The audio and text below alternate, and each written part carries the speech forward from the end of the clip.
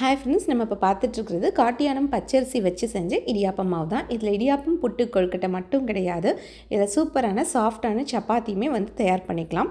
Chapati ready பண்ணுறதுக்கு ஒரு கடாயில் தண்ணி கொதிக்க வச்சுக்கணுங்க. தண்ணியை கொதிக்க வச்சதுக்கப்புறமா அதில் உப்பு, எண்ணெய் அதை ஆட் பண்ணிவிட்டு நல்லா பாயில் ஆகும்போது மாவை போட்டு கொஞ்சம் கொஞ்சமாக கிளறி ஆற வச்சிடணும். அது ஆறுனதுக்கப்புறமா நல்லா நீட் பண்ணி நீங்கள் இந்த மாதிரி தேய்ச்சி சப்பாத்தியை போட்டு எடுத்திங்கன்னா சூப்பரான சாஃப்டான சப்பாத்தி கிடைக்கும். இந்த சப்பாத்தி நீங்கள் மார்னிங் ரெடி பண்ணிங்கன்னா கூட ஈவினிங் வரைக்குமே இதே சாஃப்ட்னஸோடு உங்களுக்கு இருக்கும். இந்த இடியாப்பம் மாவு ப்ரிப்பரேஷன் வீடியோ ஆல்ரெடி நம்ம சேனலில் இருக்குது ஃப்ரெண்ட்ஸ். 2-3 வீடியோவே இருக்குது, மறக்காமல் செக் பண்ணி பாருங்கள். அண்ட் காட்டியானம் அரிசியில் எக்கச்சக்கமான ஹெல்த் பெனிஃபிட்ஸ் இருக்குது. அது இந்த ஒரு ஷார்ட்ஸில் மட்டுமே உங்களுக்கு சொல்லிட முடியாது.